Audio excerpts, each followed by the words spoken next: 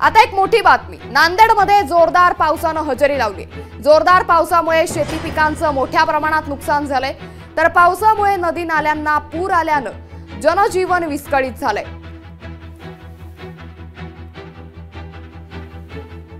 तर नांदेडमध्ये आता जोरदार पावसानं तुफान घातल्याचं पाहायला मिळतंय। दरम्यान या संपूर्ण परिस्थितीचा आढावा घेतला आमचे प्रतिनिधी कमलाकर बिरादार यांनी।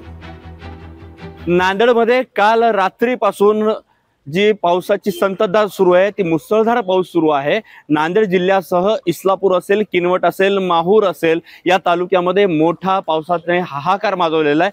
आपण बघू शकतोय, मी आता नांदेड शहरातील हा सखल भाग आहे, विष्णुनगर आहे, हमालपुरा आहे, त्याचबरोबर या ठिकाणी गोकुळनगर आहे। या ठिकाणी जर बघितलं तर नांदेड उत्तर शहराचं पूर्णतः पाणी या ठिकाणी येतंय। या ठिकाणी गुडघाभर इतक्या पाण्यामध्ये आपण आता चालतोय आणि या ठिकाणची जर आपण घरं बघितली की आपण बघू शकतोय ही घरांची जी अवस्था आहे आता या ठिकाणी जर बघितलं तर हे जे आहे आपण बघतोय या जवळपास या ठिकाणी गुडघाभर इतकं पाणी या सर्व घरांमध्ये या ठिकाणी आपल्याला पाहायला मिळतंय।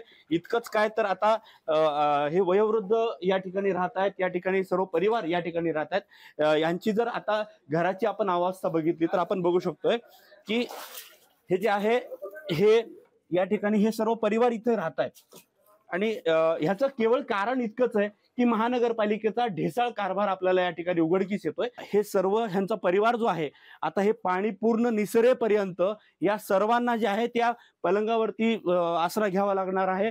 आणि आता जर बघितलं तर महानगरपालिकेचे कुठलेही कर्मचारी या ठिकाणी आलेले नाहीयेत किंवा या पाण्याचा निचरा कसा होईल यावरती कोणीही उपाययोजना करताना आपल्याला पाहायला मिळत नाहीयेत। म्हणजे एकंदरीतच काय तर 70 ते 80 वर्षापासून हे सर्व कुटुंब जे आहेत ते या ठिकाणी राहतात, मात्र यांना कुठल्याही सुविधा आतापर्यंत मिळालेल्या नाहीये। आपल्यासोबत आजी आहेत। आजी, तुम्ही किती वर्षापासून या ठिकाणी राहताय? 25 वर्ष झाली। किराणा दरवर्षी पाणी असंच येतं? असंच येते, दरवर्षी येते। आम्हाला कोणाचा काही आधार नाही, आम्हाला कोणी सरकारचा नाही, कोणाचाच नाही। आम्ही करतो आता एवढंच काम आहे। आता तुम्ही आता हे पाणी जाईपर्यंत कसं असंच राहतं पलंगावर। आता तरी महानगरपालिका सज्ज होणार का, जागा होणार का याकडे सर्वांचं लक्ष लागलेलं आहे। कमलाकर बिरादार, लोकशाही मराठी, नांदेड।